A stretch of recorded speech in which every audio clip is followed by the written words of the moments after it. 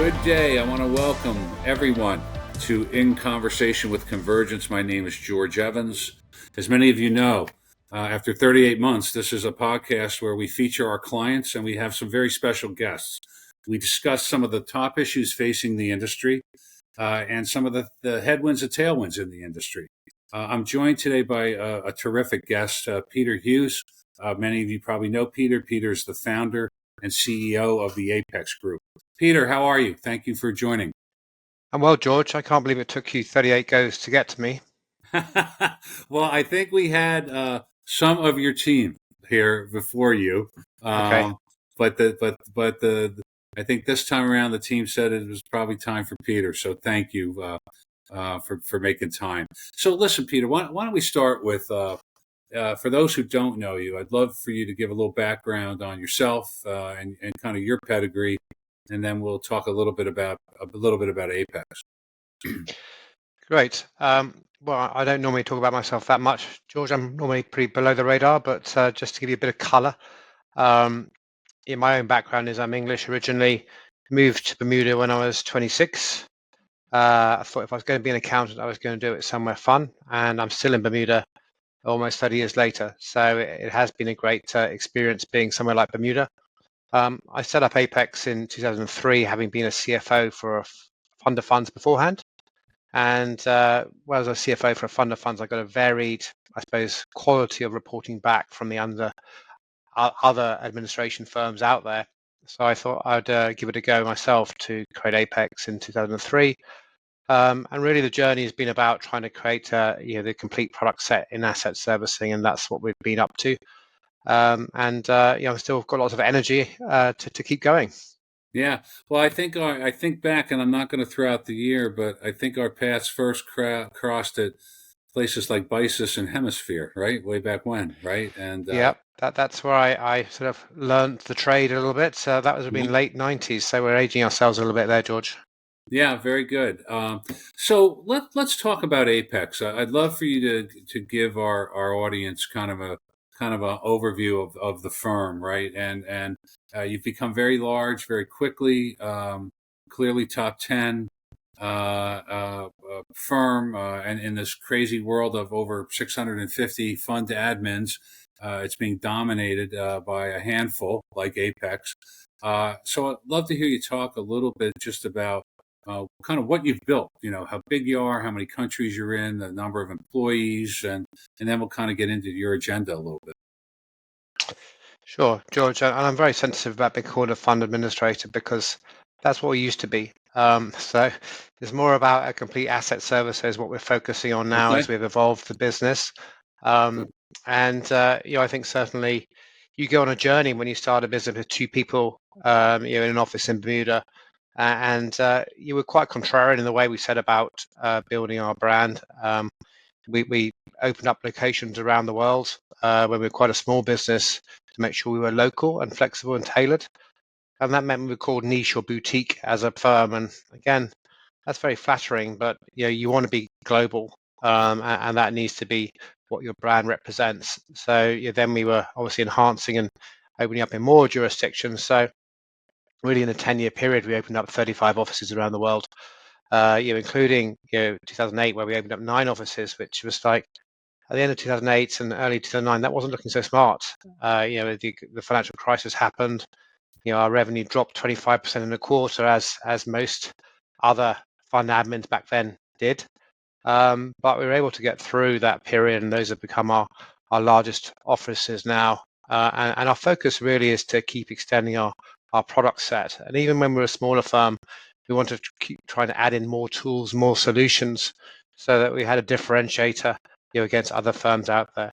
And that's really what the journey's always been about. It's about trying to create the most comprehensive set of solutions and deliver that in as many locations, so that large GPs and allocators and institutions then can rely on one vendor wherever they need solutions, rather than having to buy from multiple vendors.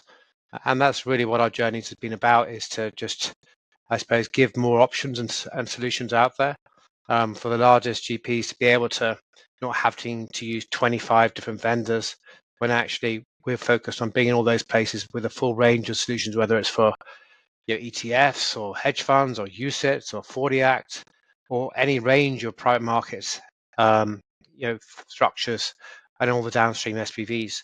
So we're really focused on making sure that actually if people are making a selection, they know Apex will be there. They know Apex will have the best technology, and Apex will have the complete set of solutions they need, everything apart from audit and legal.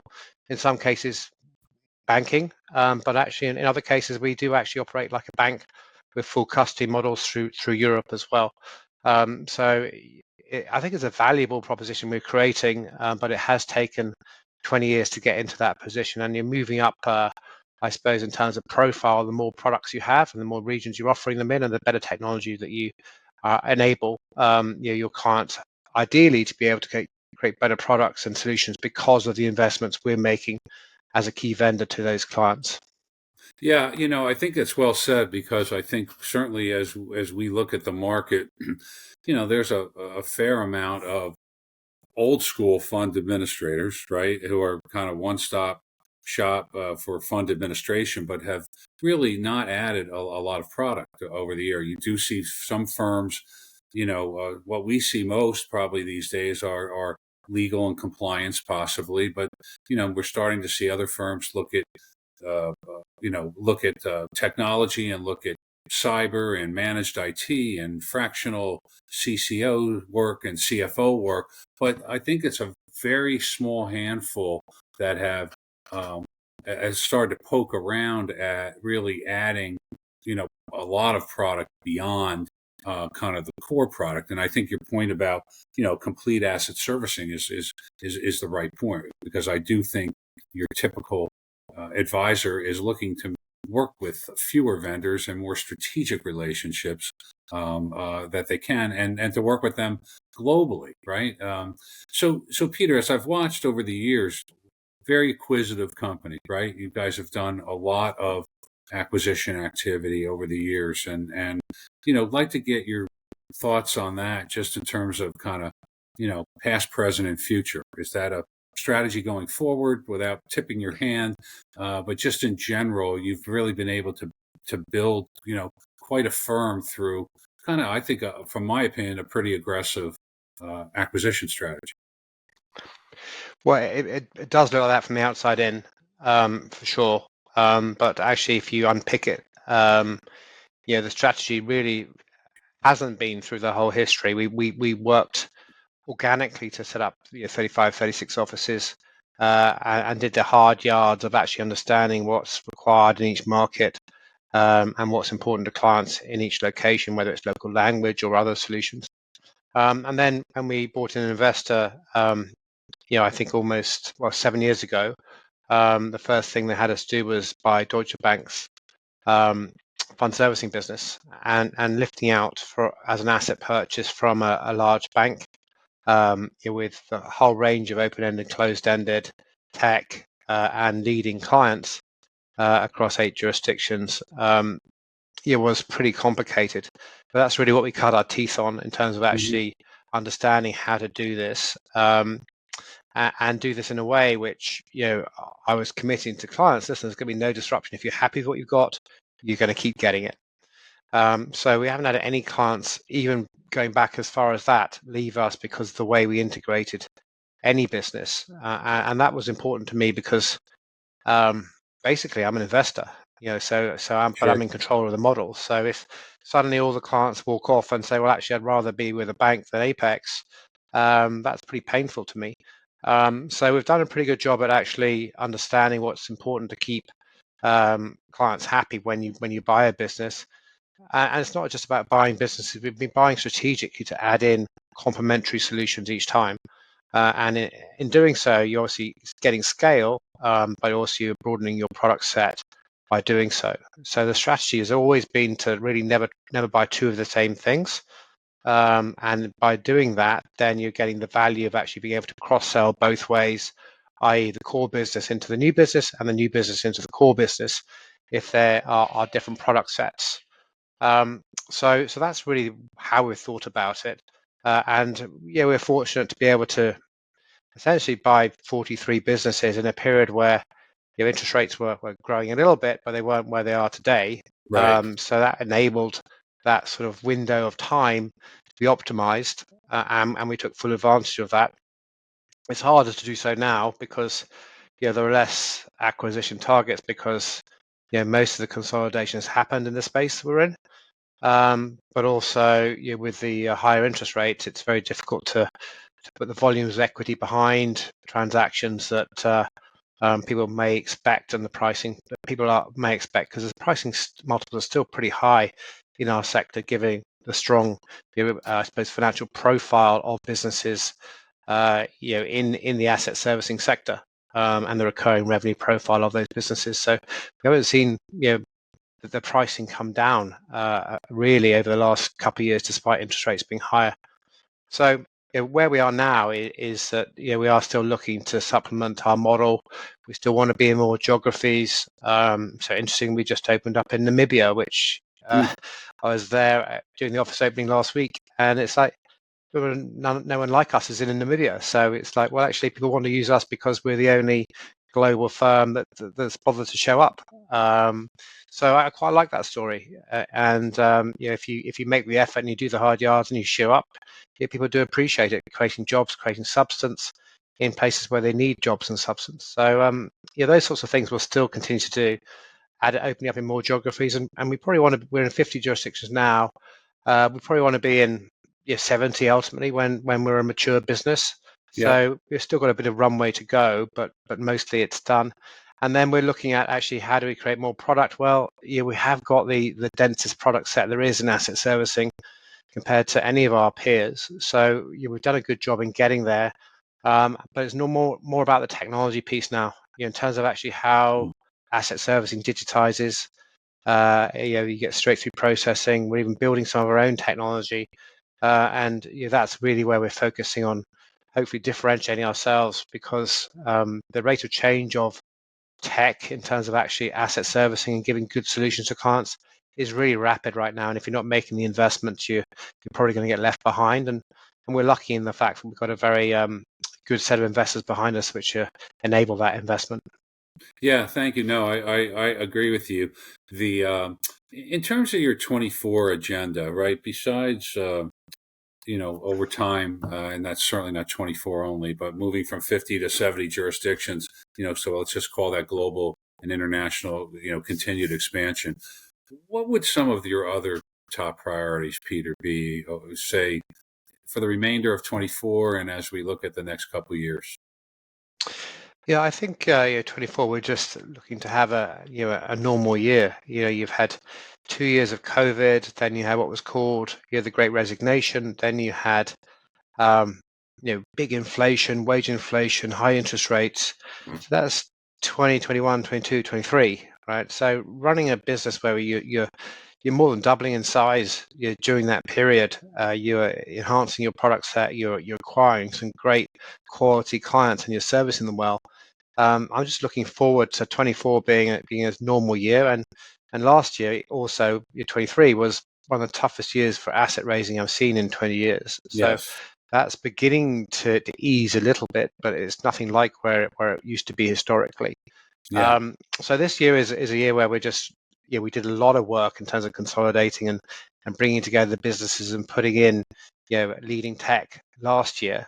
And this year where we're just coming together as a cohesive business, making sure we're seen as a one coordinated business, not lots of businesses that have been bought by Apex, but one strong Apex group with a good culture, and making sure that then we can then capitalize on what we've built over the last few years as a stable core business now.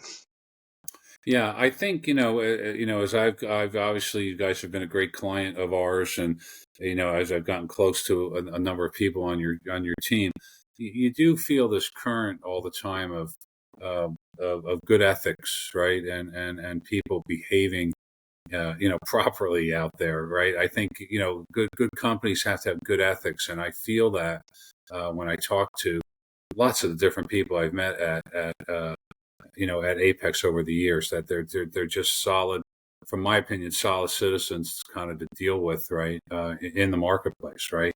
Um, we see that.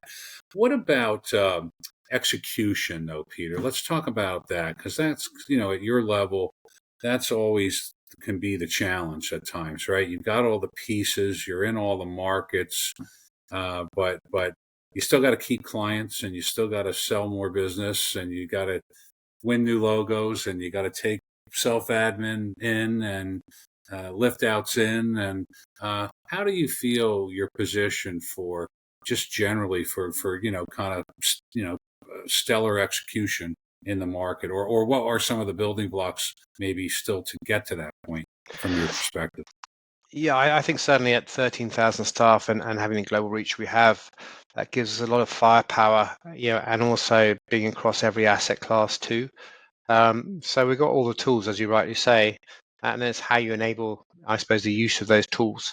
And transparently, because we've grown quickly, we've got businesses with different tech solutions and been doing things slightly differently, but still having happy clients. And so we're very careful to monitor that monthly to make sure all of our clients are happy. And generally, you have sort of 1%, which is still for us. It's about 150 clients or so that have got pain points, and then that allows us as a management team to really focus on those 150 and making sure that we give great solutions around that. So we have got all the bandwidth to be able to do it, but you still got to make sure you execute on that on every day, and actually you pay attention.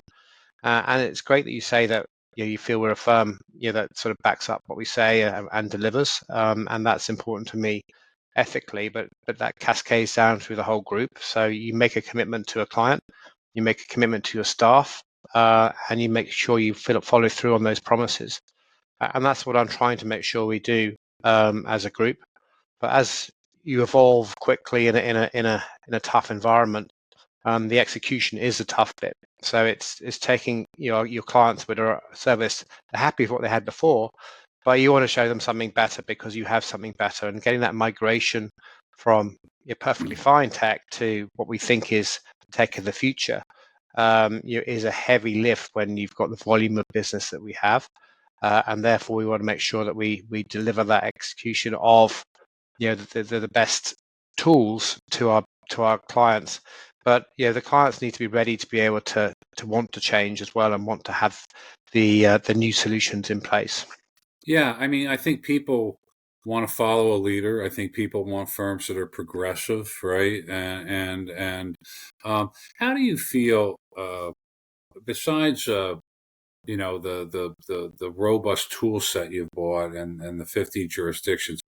How do you feel you differentiate yourself other ways, Peter, in the marketplace from, say, some of the other top providers? What if you had to go down a couple? What would you say Yeah, they are? I think it is those pieces, but also it's the attention to detail in terms of actually me as a CEO, that helps a lot to be on calls with clients. Any client that's not happy, I'm on the phone saying, listen, what can I help you with? Yeah, I'm a fund accountant myself originally, which means I've got a lot of empathy, A, with the client concerns, but B, with the issues our staff have too. Yep. So that helps a lot. But I think certainly there's a way we see the pain points from our clients. We go out and try and solve them. So things like bank accounts. Bank accounts has been the hardest thing to set up for clients in a speed and time frame which makes sense. They're looking to launch products quickly, a new SPV for investment or a new fund. And if you don't launch the fund in a certain time frame, that costs everyone money, right? The GP doesn't start getting their fees, etc. That's been the hardest thing. So actually having a bank within our group has been really valuable on that Hmm. point of view. And so we went out to solve that problem and end up having to buy a bank to solve the problem and put a digital front end on it. That was one thing. Also, our ESG solutions for private markets, is market leading.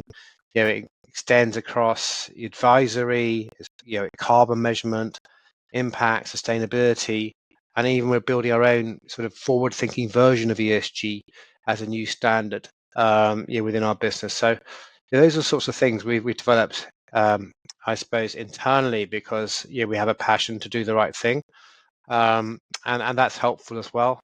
And I suppose the last thing is that we're actually helping our clients raise money. So the Apex Invest brand is getting a lot of traction, and it's great to Yeah. hear that you were the Bahamas event in January, and that went well. But we're really looking to scale that into having really, I suppose, bespoke events, valuable for the LPs to come, and then we curate the event so that the LPs really ask us who they want to see at the event, and then we bring those types of our clients to the events. Those sorts of things are incredibly valuable to the whole ecosystem, not just our clients. In terms of actually, if you create those sort of events which educate LPs, give them more information about what's going on around the world. So we're thinking like that as well. And then the last thing is we're actually building our own technology. So we're building digital onboarding of investors, where we've invested into a tokenization engine called Tokeny. Yeah. So the next wave of what's coming, you were fully equipped to be able to, I suppose, in a seamless way, deliver the solutions our clients will need when the digitization and tokenization flows through, and we'll have that all under our roof, and that will be valuable as well. Yeah, two comments I'll make. I was fortunate to attend that Bahamas event, and I will tell you there were a number of people I met that were very happy, almost about the word they used was turnkey, right? That I can start a fund, and these guys can help me raise capital, and these guys can help me build the infrastructure I need, and they can introduce me to additional investors. So people were very excited about that model from what I saw. And then secondly, you mentioned ESG, and that was on my list. I think I don't hear of any other asset servicer really talk about ESG the way Apex does. And I know even when you started the whole effort before that recent, and I'm going to forget the name of the firm, it starts with an H that you purchased. Holtara is now the ESG Holtara, yeah. brand. Yeah.